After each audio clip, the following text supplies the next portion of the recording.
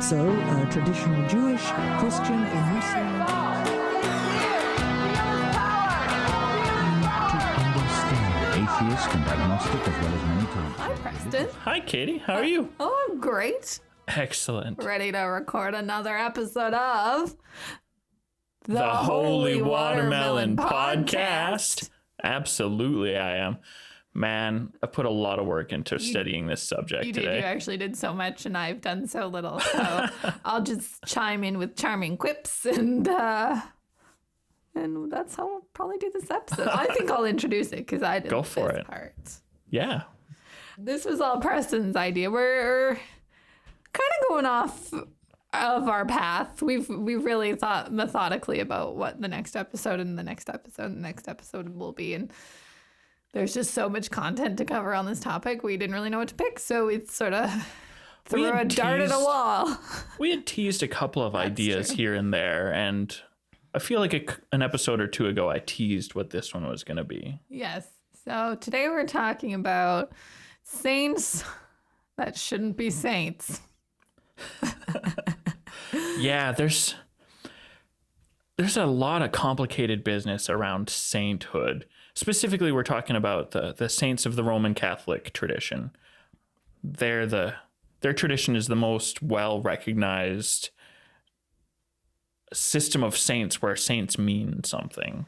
Yeah, we haven't dived into Catholicism specifically. We had our Messiah Complex episode on Christianity as a whole. But yeah, saints are huge in the Roman Catholic Church to the point where they're near deities. People pray specifically to their patron saint. Yeah. It's a behavior that is called veneration, but looks an awful lot like worship to me. We'll get into that a little bit later. I figured we would start the episode with how does one even become a saint, so that we have how do I put this? You don't just become a saint from being a good person, because that's what this entire episode is about. So how do you become a saint if it's not just from being a good person? You got to be recognized as holy. Ultimately, that's what the word saint means, is holy, set apart and sanctified, different from the rest of the congregation, at least in the Catholic tradition. In the Lutheran tradition and the Orthodox tradition, it's more of a, if you made it into heaven, you're a saint, and you just happen to be recognized as a saint. The Catholic Church makes saints. Yes. It's a 5 or 6 step process. Number 1, you have to be dead. And typically you have to be dead for at least 5 years before you become sainted. So some saints wait hundreds of years before becoming sainted.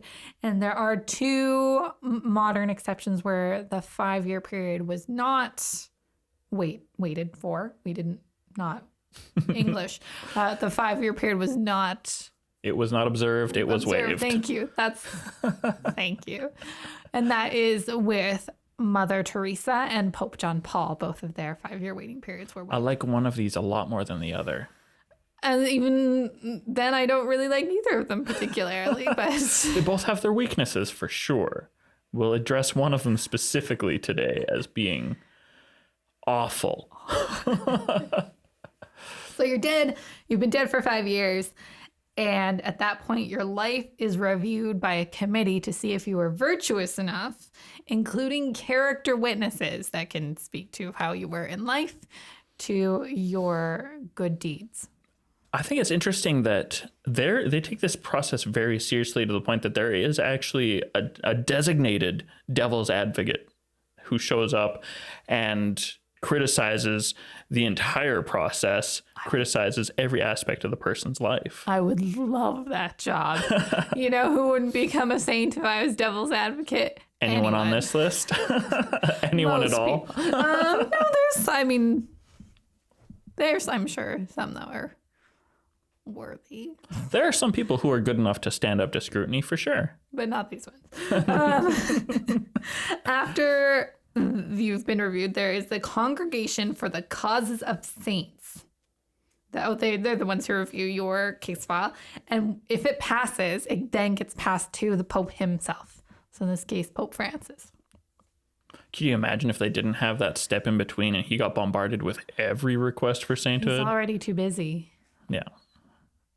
Oh.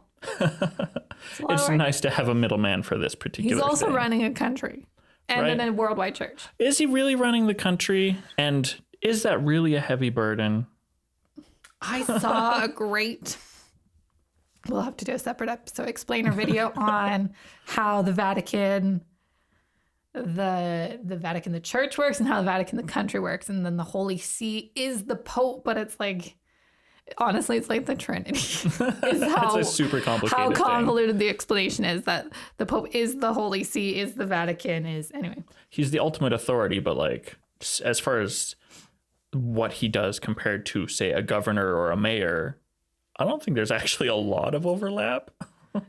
But and it's so different because his citizens, air quotes, They're clergy. they're clergy and they're worldwide. So in some ways, it's vaster than. The imperial authority of the church is definitely a subject for another day. Right. We digress.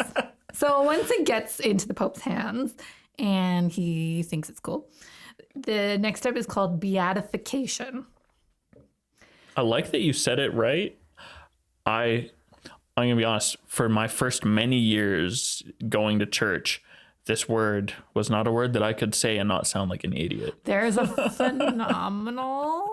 there's a few actually really good documentaries on the Vatican. There's a PBS special on the Vatican. So that's how I know how to say beatification. Nice. I like it. This is basically the Pope declaring that your departed soul is in a state of bliss and that you are worthy of public veneration. So that people are, it's cool if they venerate / worship you. While you're alive, a miracle must be attributed to you unless you're a martyr, which I don't know if we have too many martyrs kicking around anymore, but Not lately, but there are some from time to time. so martyrs, you don't need a miracle linked to you. But if you're not a martyr, you died of natural causes and not for the cause, you do need a miracle from your life with verified eyewitnesses. So we're going to talk about some of those miracles today. Yeah. After beatification is canonizing. So this is when you'd actually be called saint. Fill in the blank. You get to be added to the list. You get a special feast day. It's kind of sweet. Yeah. I mean, you're dead for it, but whatever. Yeah, you don't actually get to enjoy it, but everyone else does.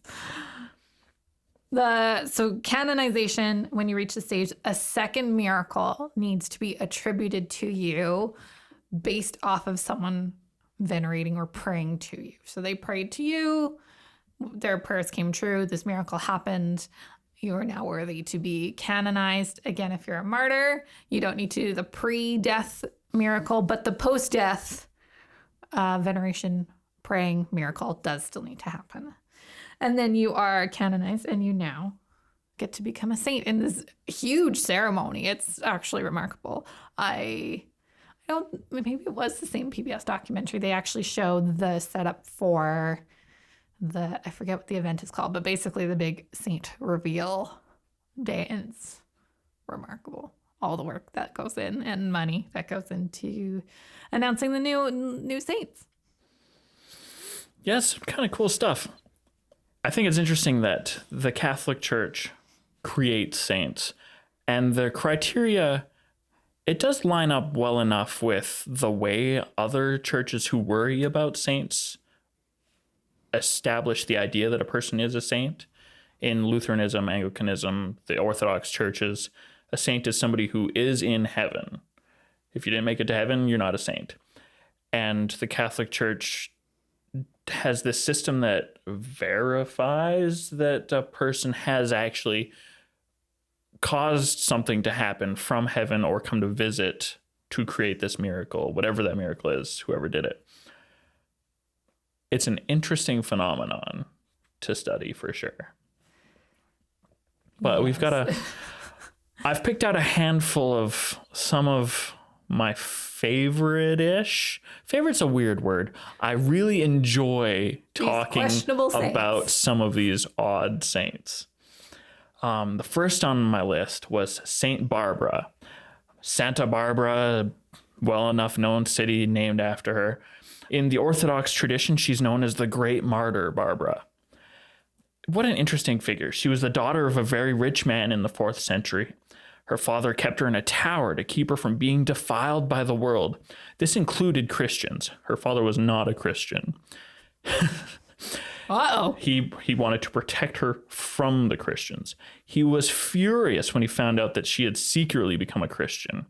How that happened varies depending on who's telling this story. It shouldn't have happened if she was locked away in a tower. But the story gets more interesting.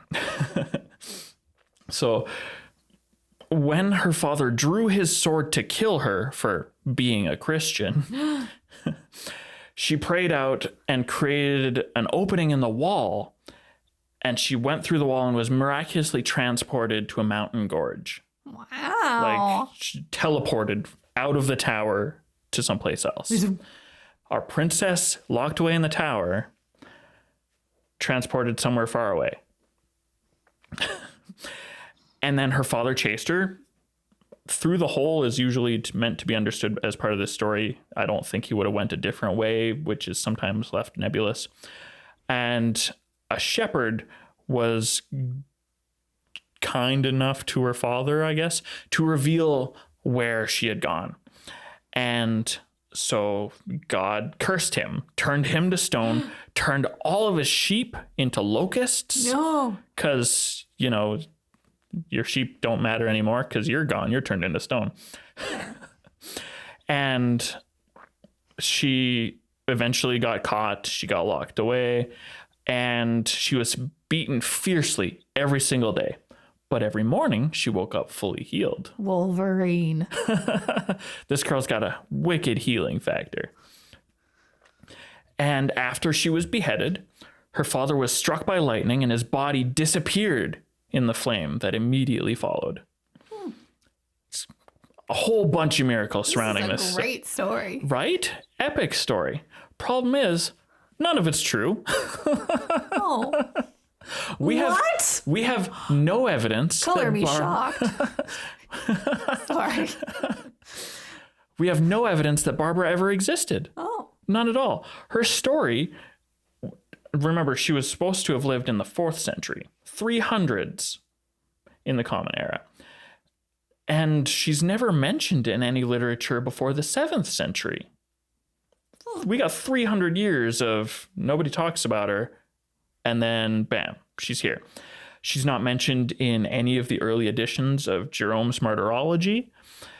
And we don't have any reason to believe she existed at all. Wow. But she was a popular saint revered by the church for ages and ages. Can I read this part since I can't contribute anything else? Yeah, go for it. Okay. Yeah.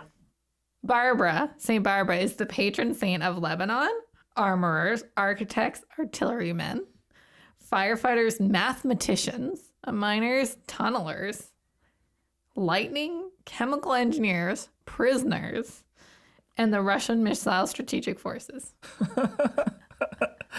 Yeah. She's just a fighter, is what I'm getting. So, I mean, I pulled this list off of Wikipedia, but I went looking further into how she is connected to these things.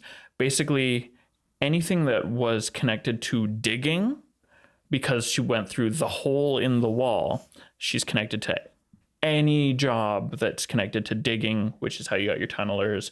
And then when digging started involving dynamite, they added anything that uses explosives.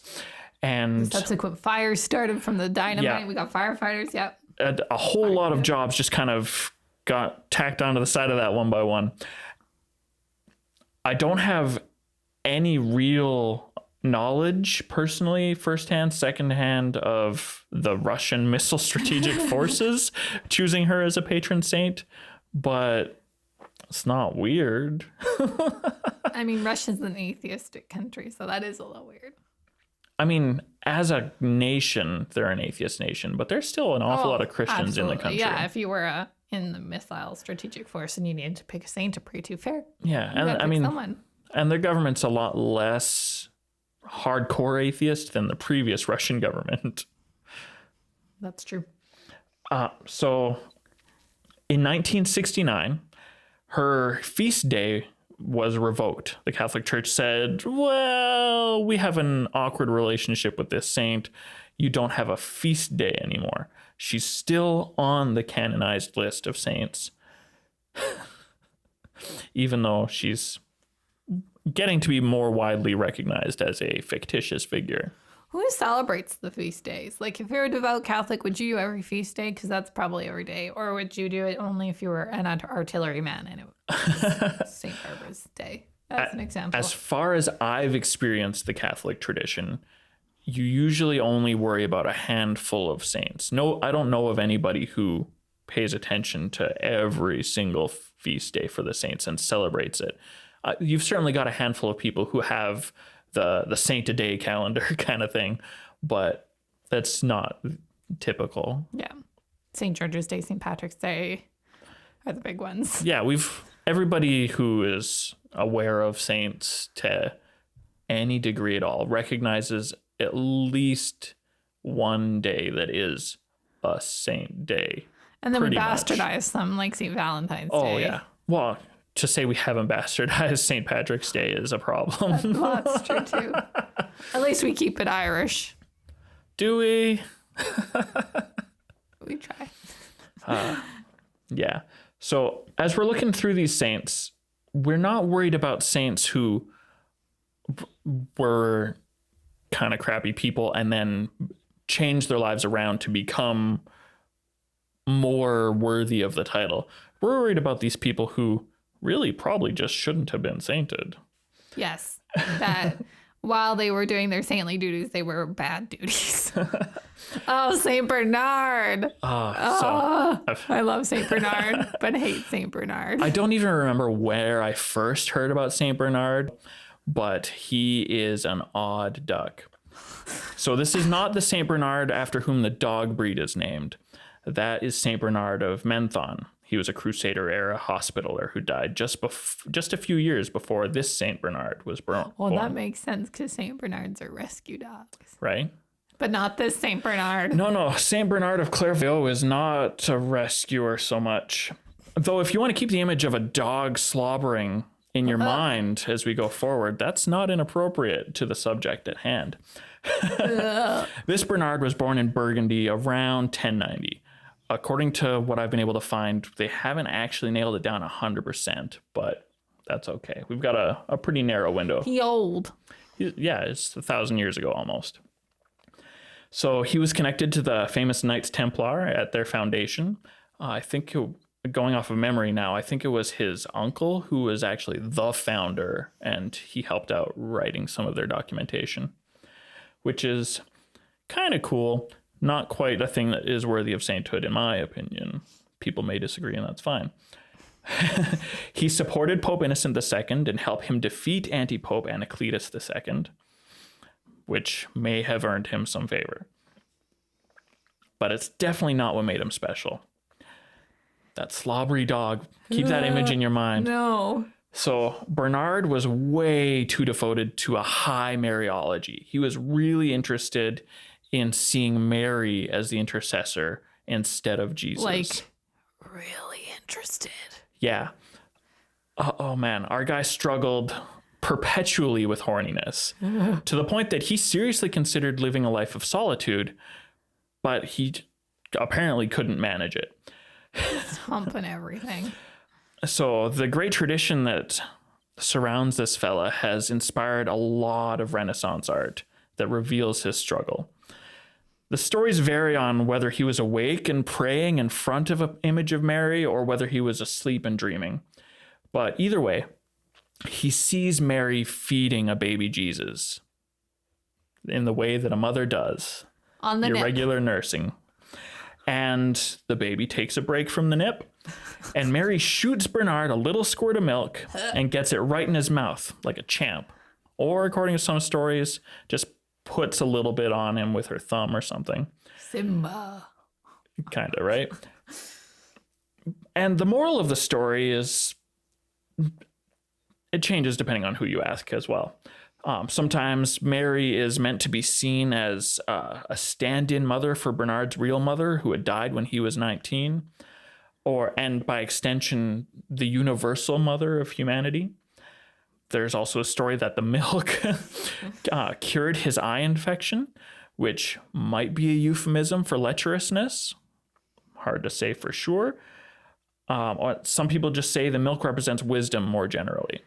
But in actuality, our boy had a wet dream and didn't have the sense to keep it to himself and got sainted for this miracle. so the moral of the story is we've all experienced a miracle.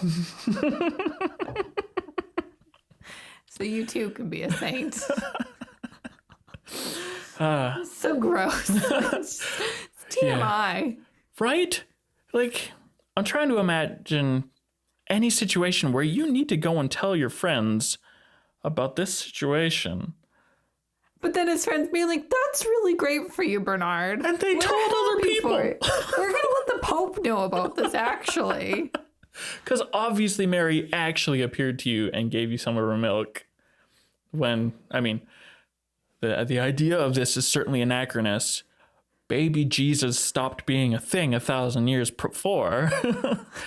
He died as an adult. 1,000 years before, yeah. So, weird stuff. Our boy Bernard of Clairvaux was canonized in 1174. His feast day is August 20th. Don't think too hard about the feast. Is it all milk? Is it milkshakes? Depends on who you ask. I love it. Most saints don't have a specific feast of this is what you're supposed to be feasting on. I hope his is milkshake. So do I. He, St. Bernard, is the patron saint of apiarists, candle makers, Cistercian monks, and a handful of cities, and the Knights Templar. But not cows? No, not cows. Nobody wants to make that parallel between Mother Mary and cows. Oh, fair. While Hindus are A-okay with approximating cows to divinity, Catholics are not exactly comfortable with that. Too bad. But he's an interesting fellow. Is interesting the word we would use? I'm sorry, I didn't understand any of that. I said it's interesting the word we would use. Well, we both thought it was interesting enough to include and share with our audience. I thought it was gross enough to include and share with our audience. Yeah, that's the way it goes. Okay. All right. I've talked to you guys a little bit about this guy before. Yeah, he came up in our atheist episode. Yes, he was our theistic humanist, or so he liked to tell people. Sir Thomas More was an English lawyer and a social philosopher in the first half of the 16th century.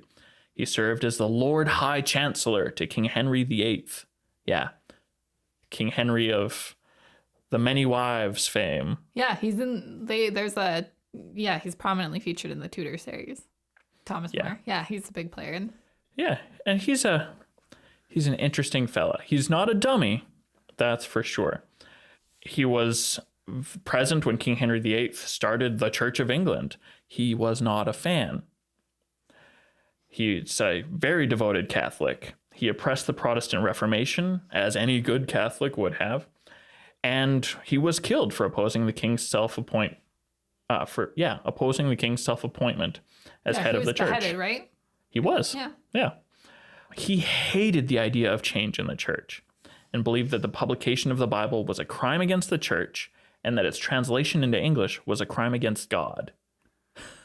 I mean, I see both sides. Because even just looking at the difference in the English translations, they're vast. And there's so much different meaning and connotations you can take from the translations. And we see that in Islam, where they keep it in, I mean, not that you can't get translations rather, but they keep it in the Arabic as much as possible because that was the word of God. So I see it, but I also want to make it accessible to the people you're converting. Right. I've got a Quran and it's got the Arabic and then an English translation. Without the Arabic, it's not actually the Quran. And if somebody wanted to make that argument for the Bible, I wouldn't say that it's a bad position to hold. There's a lot of King James Version supremacy for the Bible, which makes no sense at all. But That reminds me of a story I'll have to tell you off air. all right, I look forward to it. I have versions of the Bible that come with the Greek text and the Hebrew text in the same book. So if we want to keep that standard, my library holds up. So our guy, he went to great effort to suppress Tyndale's English New Testament. He destroyed buildings and presses and anything he could get his hands on that would have helped the Protestant effort. He would torture people for questioning the church or its dogma. He caned a child for heresy against the Eucharist. Now, I've been a child who questioned things. I've seen children question things more recently. And the idea of a child committing heresy against the Eucharist in reality sounds an awful lot like, is this bread really the body of Jesus? And the kid got caned. It may have been worse. I seriously doubt it. No, kids were pretty tame back then because of the beatings. Right? So our guy, Thomas More, Sir Thomas More, because he was knighted, being a Lord High Chancellor and all, back when the king was Catholic, he didn't see any problem in punishing people for not believing something. In our episode about secularism and our episode about belief and a few other episodes, we've talked about how this is a problematic behavior. Yes, correct. This is very, I'm glad he wasn't any more powerful than he was, because he was already plenty powerful. Right? Not cool guy. Devotion of the church makes a fair argument for celebration within that community, but considering his character and deeds, I wouldn't say he's worthy of veneration. Yeah, who are these eyewitnesses that talk to the congregation of causes? Well, he was... okay, I don't know what his miracles are. I couldn't find them. Apart from martyrdom. That is the fast track to sainthood. Well, then he wouldn't need a miracle until postmortem. Right. And that's the tricky thing. So he was canonized in 1935.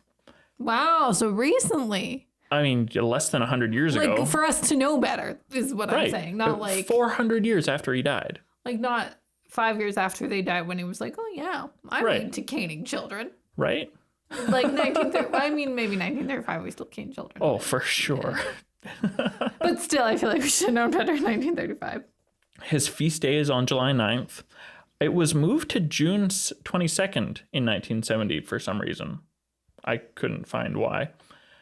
The thing that really gets me, though, this guy, devoted Catholic, died because of his opposition to the king, who had started his own church, the Church of England. Our boy, Saint Thomas More, is revered in the Church of England, commemorated on July 6th, the anniversary of his martyrdom. Why? I don't know. Oh. I still don't know. You sound so upset. It is upsetting. His character doesn't explain to me why the Catholics would have sainted him, and his whole life's mission makes it mind-boggling that the Anglicans would have allowed him to be recognized as a saint. It's frustrating to me. And then this next part is frustrating, where in 2000, Pope John Paul II declared St. Thomas More the heavenly patron of statesmen and politicians. Again, where we should have known better. Also, that doesn't speak highly of statesmen and politicians. Right. Like, this is like a double insult. He is also the patron saint of a couple universities and a couple dioceses.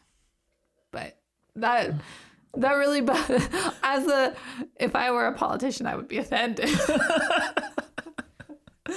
I mean, I recognize that an awful lot of politicians wish they had more power than they do. And our boy Thomas More was very much a fan of authoritarianism. Yes, I can tell. He makes me uncomfortable. Yeah. No, but I do want to rewatch The Tudors now. Yeah. Wow. our next saint, Saint Junipero Serra. Oh, great pronunciation. Junipero. So I'm going to be honest, every time I've read it to myself in my head while I was preparing this, I've always said Junipero in my head.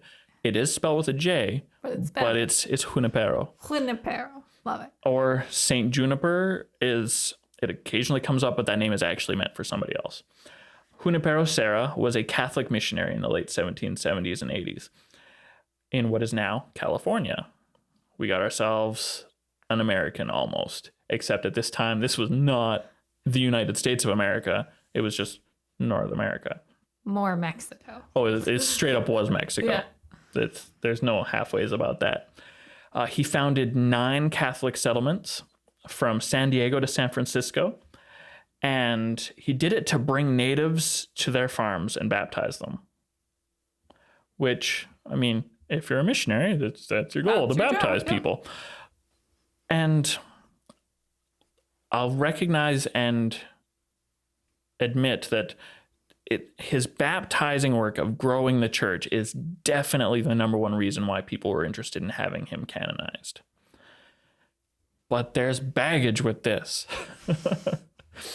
The native people were forced to stay and work in the overcrowded settlements.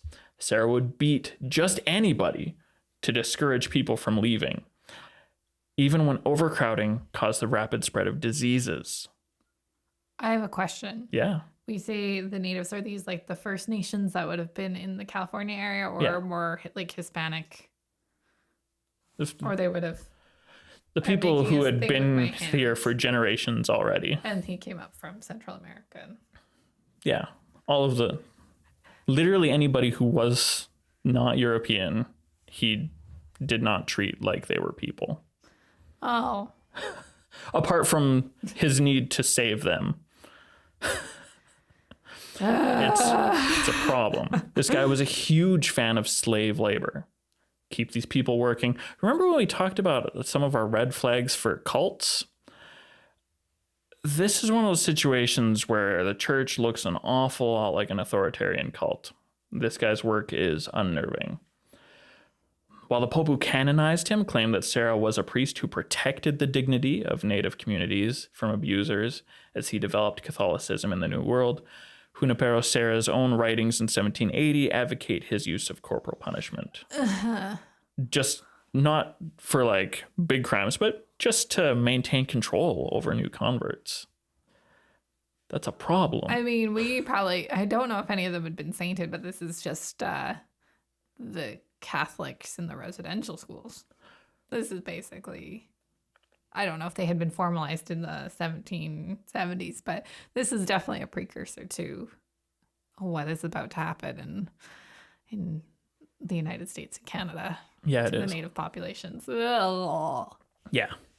He was only canonized by Pope Francis. Come on, Pope Francis. In 2015. You're better than this. Very recently. No, Pope Francis, you're the cool Pope. Which makes me think that the devil's advocate that they chose for this guy did a very poor job. Can I call Francis? You can try. Where'd you find his number? I don't know. How many phone numbers can there be to the country that small? That's what I have no idea. I imagine they have their own area code. They probably have the Italian area code.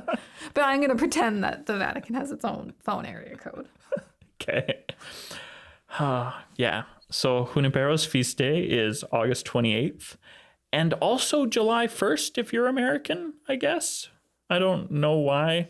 When I found this in my initial research, I thought this got to be somebody failed at the research. No, I dug deep, and for some reason in America, he has a second feast day.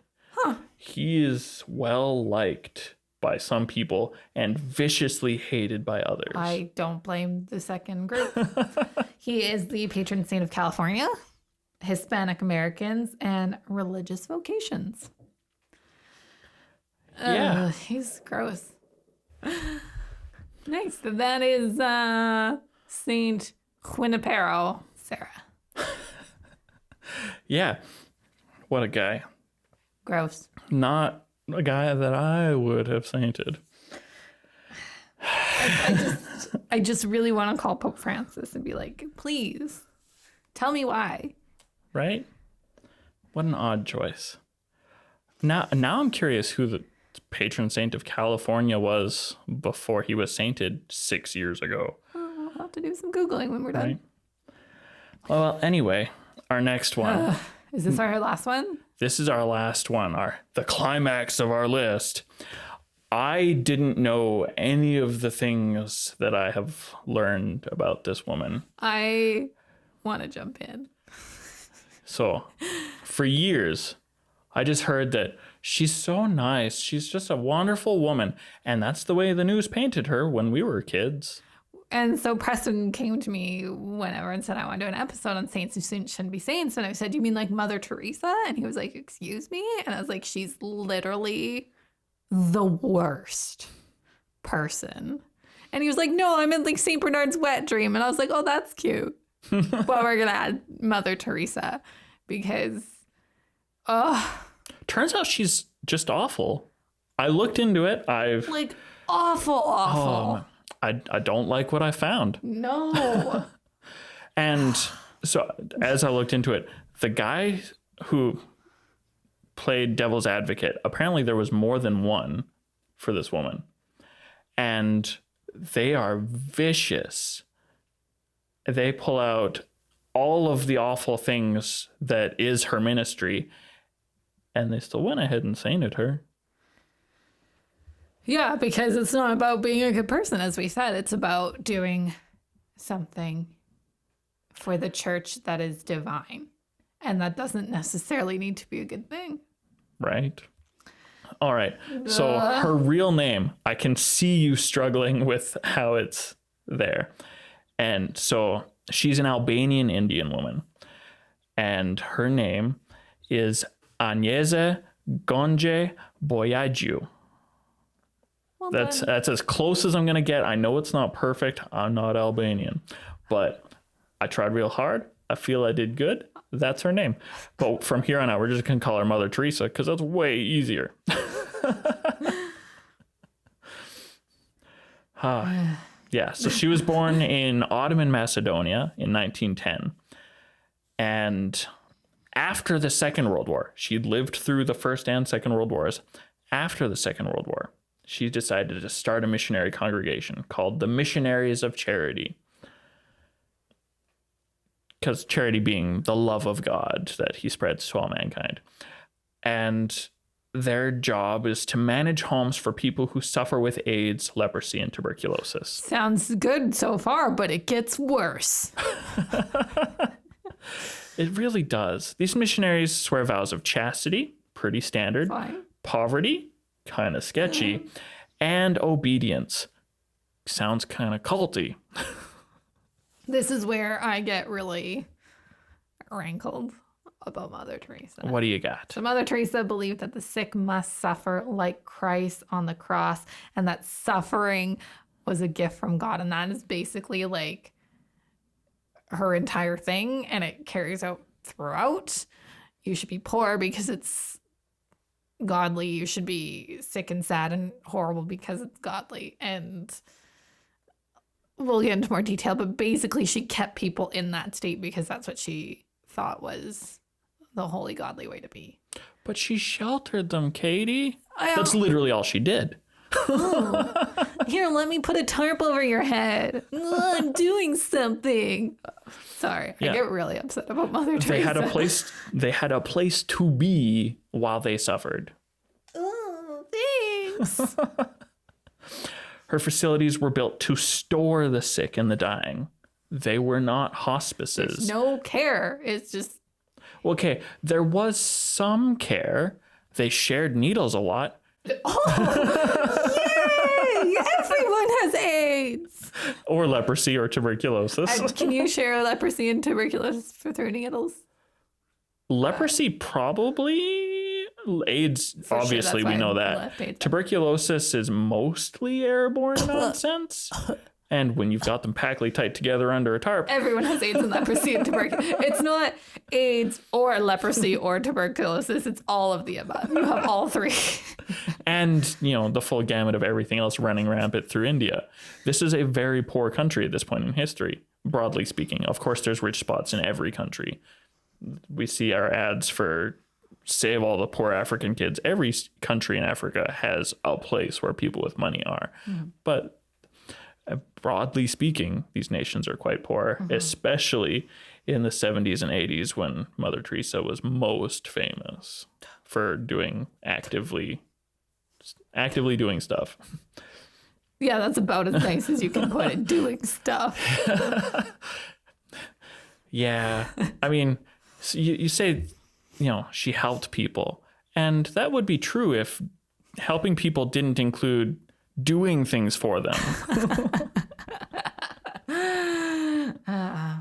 It's just her claim that people need to suffer like Christ on the cross, that it's a gift from God, is something that I'm super uncomfortable with. Doesn't that just downplay all the gifts God has given us in the sense of he's given us brains and knowledge and to technologically advance science and medicine and well, see, that's the great thing. The irony of this wonderful little ball of awful that is Teresa is that while she was happy to say that about other people, she would not suffer herself in silence.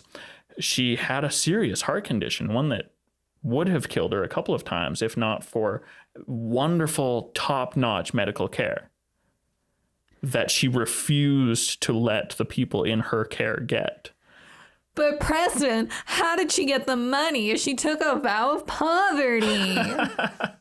Oh man, they had active fundraisers. People donated huge amounts of money specifically to her mission, the Missionaries of Charity.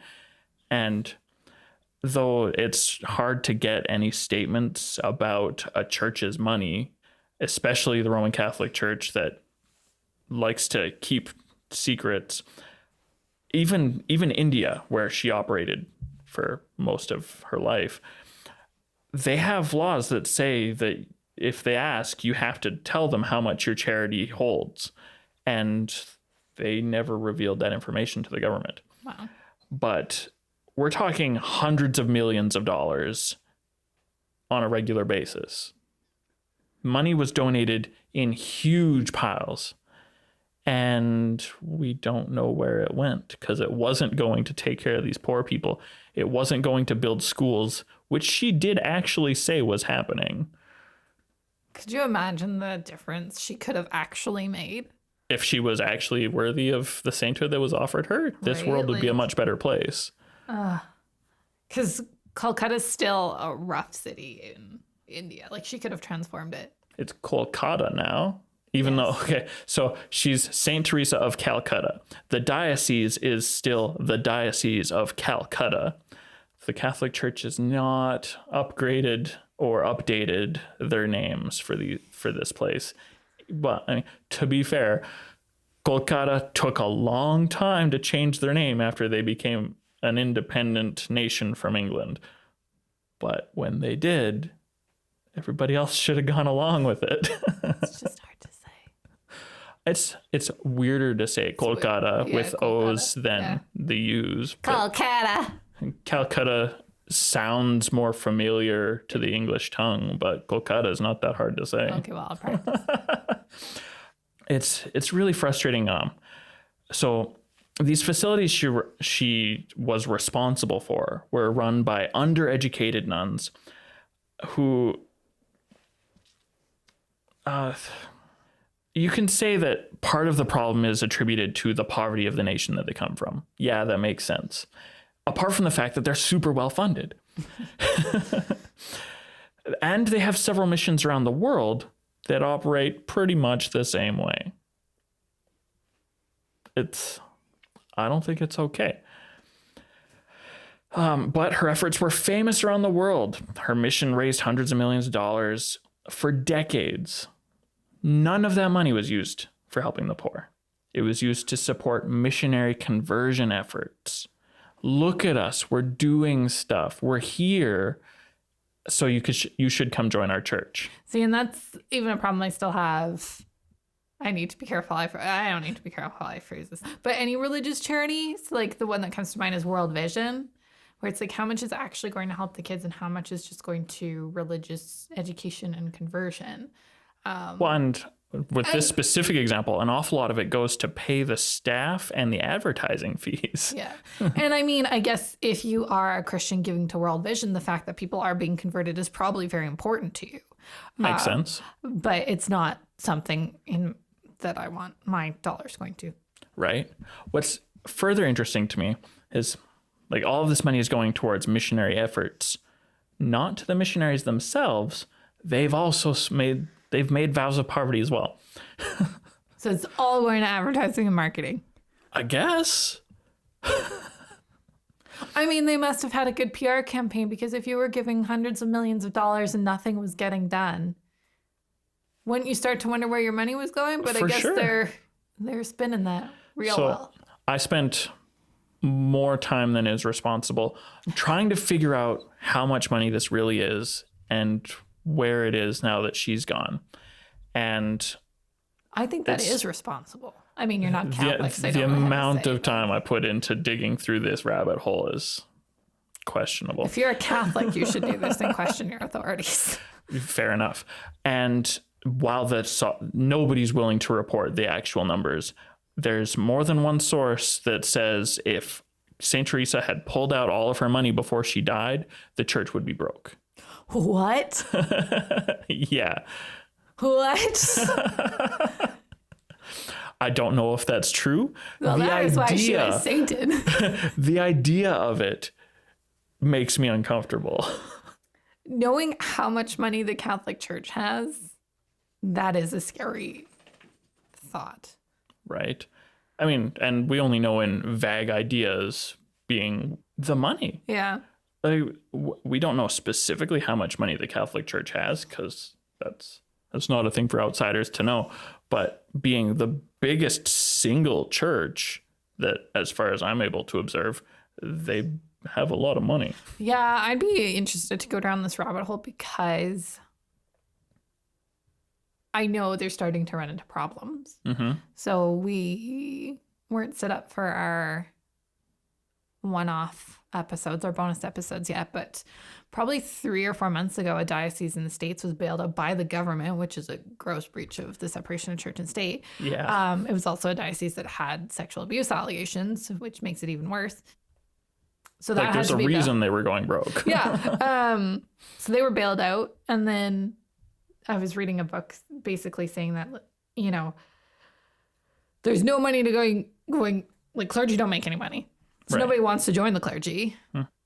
And people are leaving the Catholic Church in droves, and the clergy can't support like they used to. So they're not becoming a part of everyday life in a way that might make a young boy want to become a priest. Yeah, they're just like very overstretched. So I'm not surprised, but I still think they have a ton of money. Right. So, but anyway. They can only hand out so much to each individual diocese. A little bit more to the archdiocese, and ultimately the papal see gets the big bucks. Yeah. So I'm uncomfortable with a lot of things here. But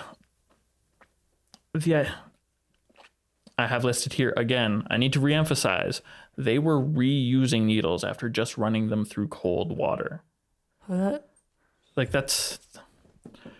so we do know there was some care, but we're not talking like hospice care. We're talking like keep you alive care.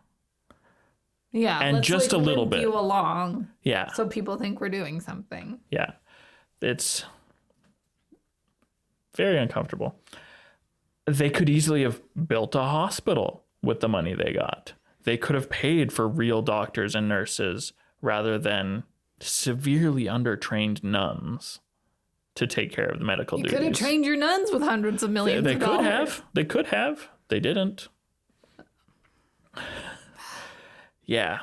And I mean, they do that in some countries. We have Catholic hospitals here in places where we already have other hospitals. Send Catholic hospitals where they need hospitals. Yeah. Even, I would prefer secular care, but if it was a real Catholic hospital and she was helping people, fine. Right. But that's not what's going on here. No, we're using syringes. But so I had some fun looking into this. All kinds of things I learned because you brought it up, and I didn't know that she was awful. She never paid for anything. I can see that. Just like a real feisty old bitch. That's the way people described her. Oh. Once, when she wanted a building, she wouldn't offer money, even though she had lots of it with all these donations coming her way. She would work with the owner. She would work him around until he just gave in and gave her the building when she said she wanted it. Which, I mean, okay, that's a actually kind of common enough practice in churches that if you get somebody to believe in your cause, they'll donate. Sure, fine. She did damage to some of these cases. What's more interesting is a story I found when once she was in London and she had collected about 500 pounds that, English dollars, pounds, not pounds, not kilograms, pounds. Yeah. 500 pounds of food she had collected to take back to her mission, feed the nuns. And when she was asked to pay at the register, she threw a fit until somebody else said, "Fine, I'll pay for your groceries." You know what? That just bothers me because I feel like if she had given as much as she received, she would have received even more. Right? People fully believed in her cause, generally speaking. But an awful lot of people who were close to her and her work saw a lot of problems. Some of these issues that we've described were reported by people who felt that they needed to leave the Missionaries for Charity because they didn't feel comfortable with the way things were going. It's insane. It's getting my blood pumping. I know. This one, yeah. She's, maybe we'll do a full episode on her to go through her whole life. And yeah. Can I read these Christopher Hitchens quotes? I really would like that because I feel like I've kind of dominated the voice. Well, you've done a great job in the researching that I didn't, but Christopher Hitchens is my boy. So Christopher Hitchens, I want to preface his statements a little bit.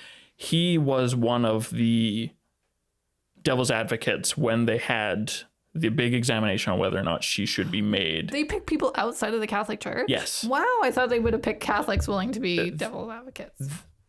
I don't think that's actually as common, right? Because you want people who are going to be serious, do their due diligence, who really want to have the dirt revealed on these people. And Christopher Hitchens did a kick-ass job. Man, what a guy.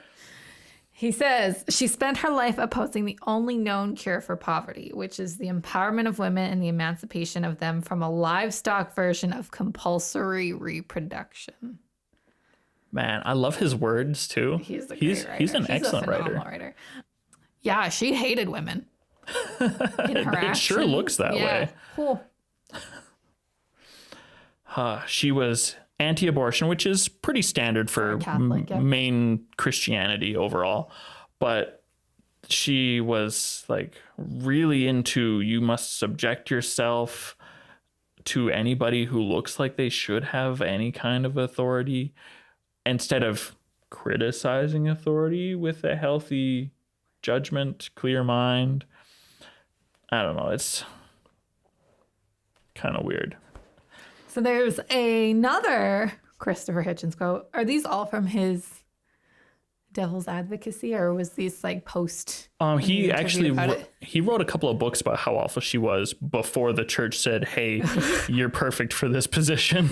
That gives me a little bit of respect for the Catholic Church for picking her worst enemy, but right. Right? He was They a still very canonized her. he was a very vocal anti-theist, but his main job, he was a journalist and a political critic. Yes. So kind of just fell on Mother Teresa because she was very popular at kind of the height of his career. So this other quote. It was by talking to her that I discovered, and she assured me, that she wasn't working to alleviate poverty. Let me say it again. That she wasn't working to alleviate poverty. She was working to expand the number of Catholics. She said, I'm not a social worker. I don't do it for this reason. I do it for Christ. I do it for the church. Yeah. Like, and I understand not everybody's good at everything. Sure. She had the money. She had the resources. She had the social confidence. People trusted her. She could have gotten the people to do the things that the people in her care needed. And she didn't. I'd be curious how many people she converted to Catholicism. Have I got some bad news for you? Is it no one? It's or is it a lot? On paper, it's a lot more than no one. Is it people in India or people watching her do her work outside of India? Honestly, I really doubt she converted anybody just from seeing her work. She might have, I don't know, but it doesn't seem like it would. I don't mean to turn this into a capitalistic argument, but what good are poor Catholics? Like, no, if you're worried about money, poor Catholics only help in that they might have friends with slightly more money than they have who they can convert, who in turn have friends with slightly more money who they can convert. Eventually, it's like trading up from your paperclip to a convertible. You can do it. It just takes a few steps. But aren't you better about getting someone out of poverty and into gainful employment and also having them as a Catholic who then tithes every week? Like, of course you are. Like, this doesn't even make economic sense. It doesn't. The return on investment, as capital dollars, is nothing. But if you believe that converting people to your faith is going to help you out with the big guy, then yeah, this is an excellent return on investment in her perspective. So her faith was just that twisted. It sure looks that way. Ugh. Sorry. Just so much of me grunting in disgust.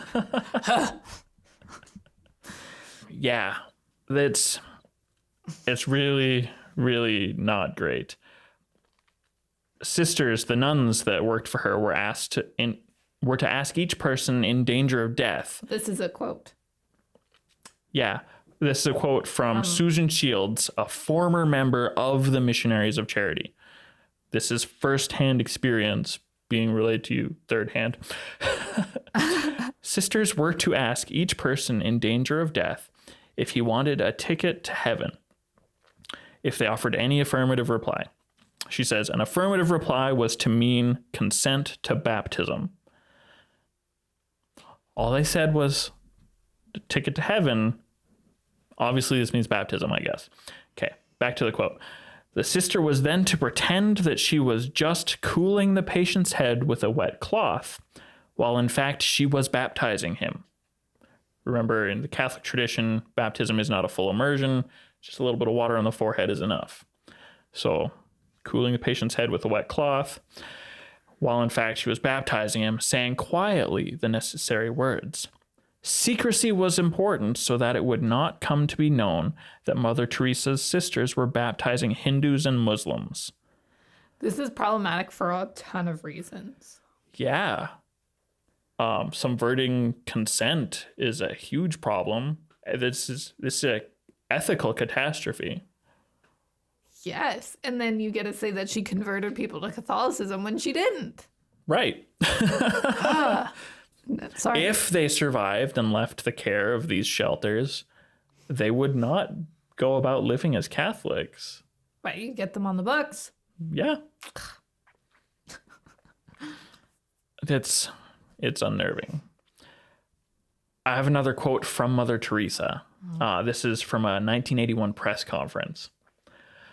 I think it is very beautiful for the poor to accept their lot, to share it with the passion of Christ.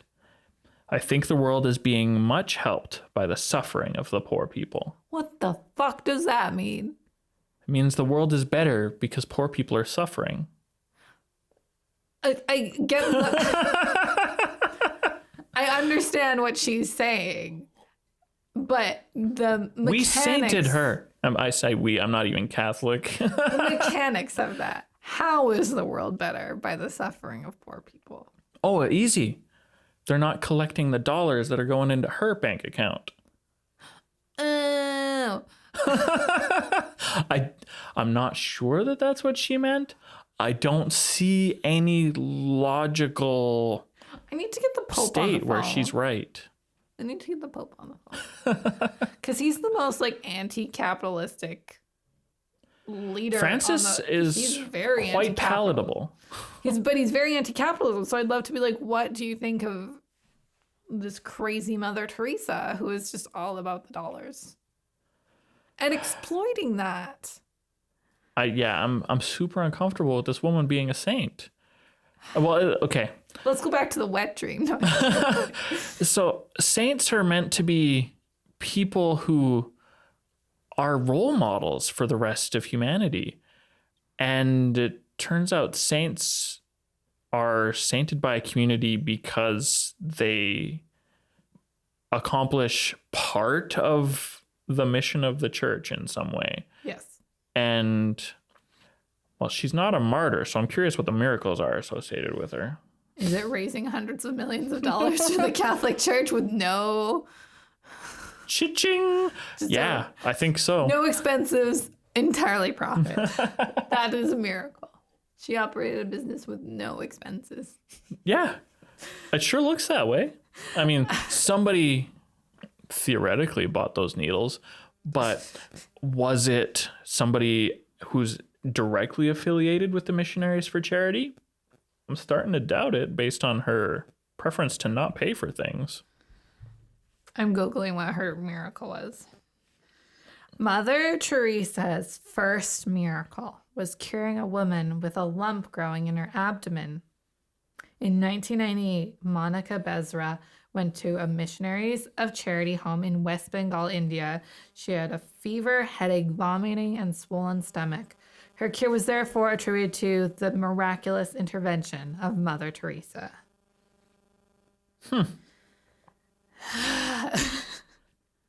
Oh. What you got?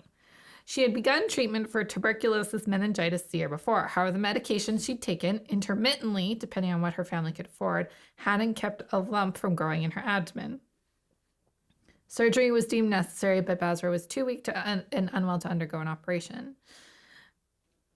Apparently, there was a light emanating from Mother Teresa, and she placed her hands on Basra's abdomen, and a prayer was said, and the next day, this lump had disappeared, and she no longer required surgery.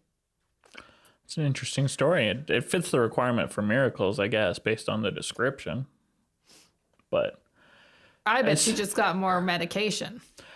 From the things that I've understood about reading the scriptures of Christianity,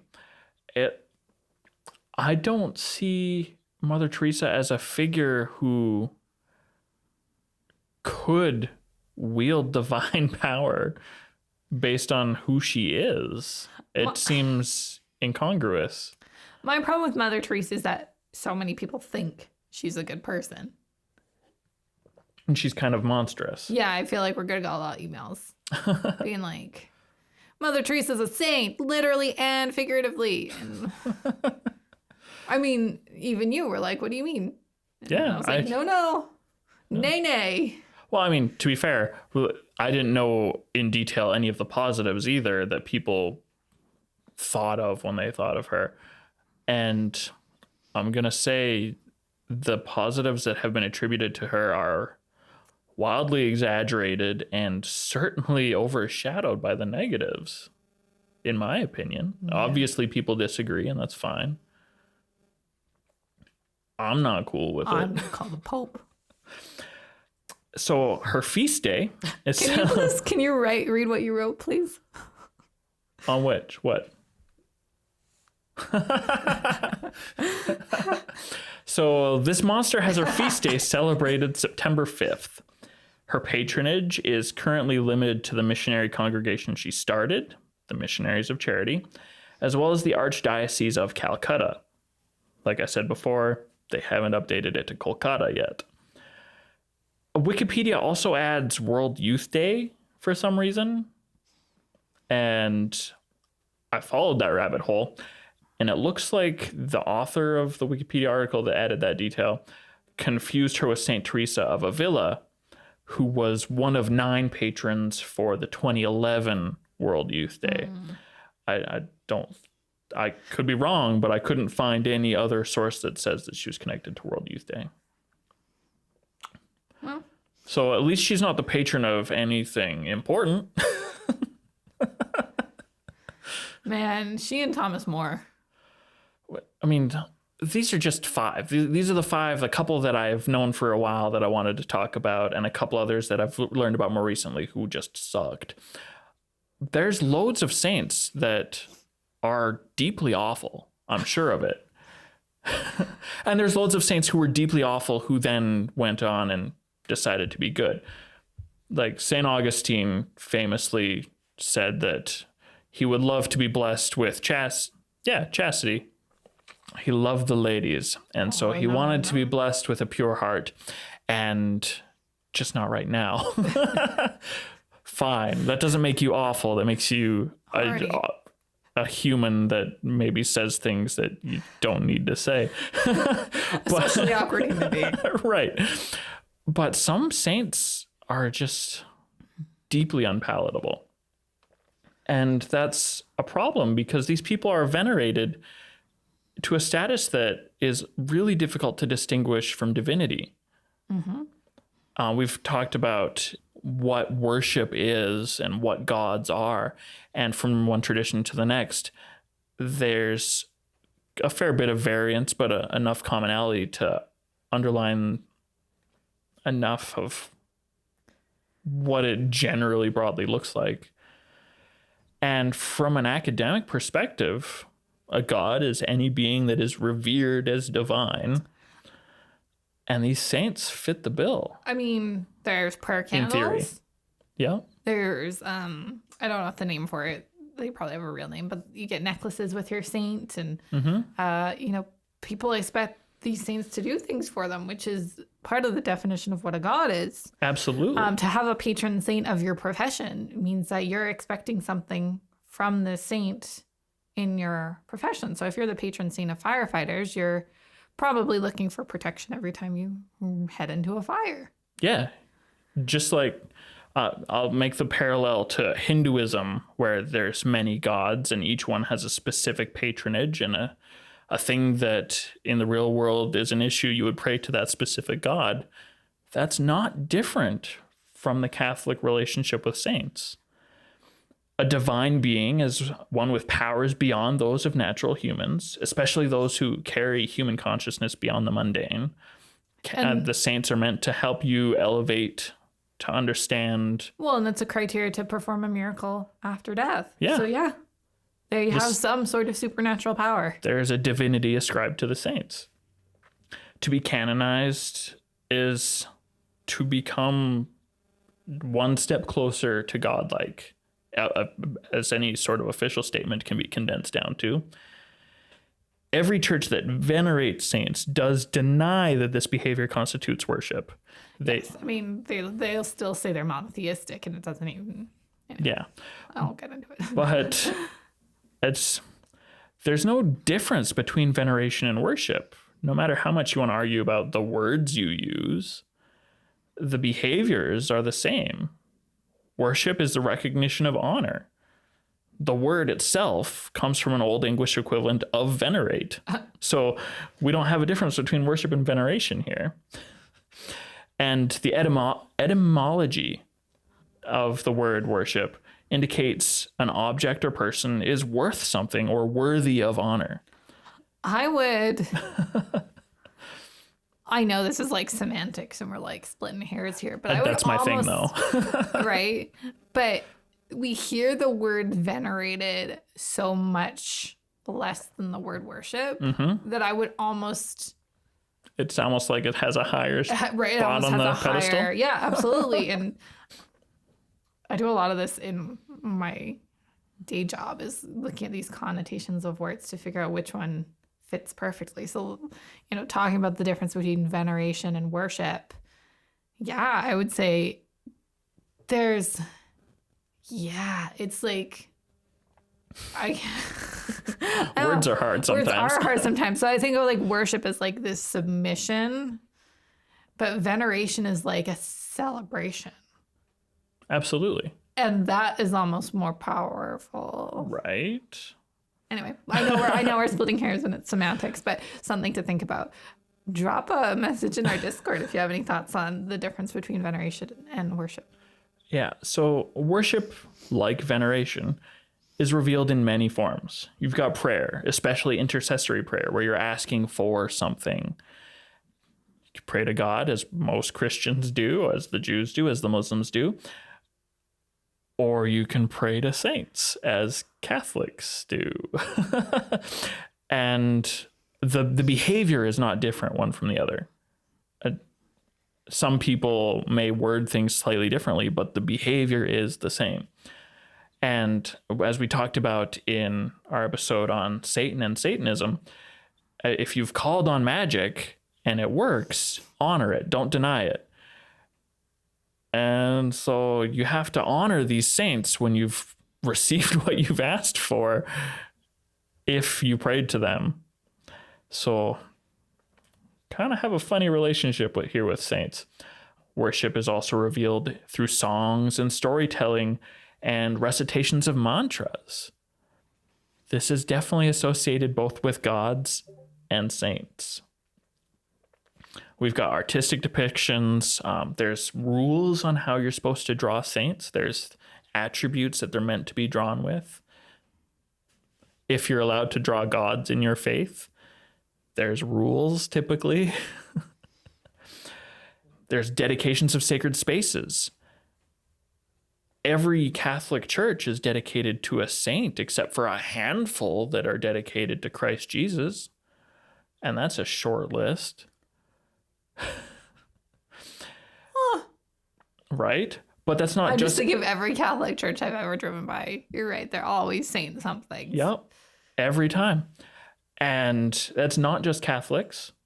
Lutherans do it sometimes. That I've been able to, I can't say I've looked into it enough to say all the time, but I know it's a thing that they do. Anglicans and Orthodox Christians do the same. Orthodox for sure, yep. And so did the old Hellenists, the Temple of Athena, dedicated to Athena, the Parthenon. You've got sometimes even martial practices and arts. You've got yoga in Hinduism, and Saint Sebastian is the patron saint of athletics. That's my athletic noise. I like it. Thank you. So the way I see it, there is no difference between worship and veneration. I can't put a line there apart from the argument that they're different because we use different words. And is it like a square is a rectangle, but a rectangle isn't a square? It's kind of like that. We talked about when we were discussing gods months and months ago now, that some of your behaviors to your father might look like worship. And ultimately, the thing that separates him from divinity in that situation is intent. Yeah. And that is the key word when talking about the difference between veneration and worship is intent. But I don't think that makes a strong distinction here when you have religious devotion, dedication of sacred spaces, and prayer, especially intercessory prayer. You've really blurred that line. I mean, it's a blurred line, but at the end of the day, if you ask someone, is Saint Bernard God, and they said no, then That's all they got. That's all you can do, right? Yeah. Re-episode on belief. Yeah, I agree. It's a complicated issue. It's one of Martin Luther's big issues with Catholicism is the way they were treating saints. It is like, man, if you get a chance to go to a Catholic country, it is remarkable. That it is. Is Mary like Jesus's mom? Is she Saint Mary? Yeah. And then there's been other Saint Mary since. Yeah. Well, even her mother, who appears in a story that is not canonical, Saint Anne. Yeah. We don't know if she's a real person. In my own studies, it looks an awful lot like she's a fictional character taking the place of a real person, being named after a biblical figure. Currently, I doubt Mary's mother's name was Anne or Hannah or Anna, whatever your linguistic preference is there. I doubt that's what her name was at all. So this is years ago now, I drove through the town of Knock, Ireland. And I think it was in the 60s or 70s, there was a Marian apparition. And just driving through a town is the weirdest thing you've ever... just everywhere. Just stalls with Mary memorabilia. Like just driving. Like I was in a bus, like a Greyhound charter bus. And just all along the streets, just merchants. Flogging Mary. I've never seen anything like it. I've lived in some pretty Catholic parts of North America. New Jersey's an interesting place and incredibly diverse with pockets of extreme concentration of a variety of cultures. And some neighborhoods, that situation you've described is the only one where you would see more short dolls in half bathtubs.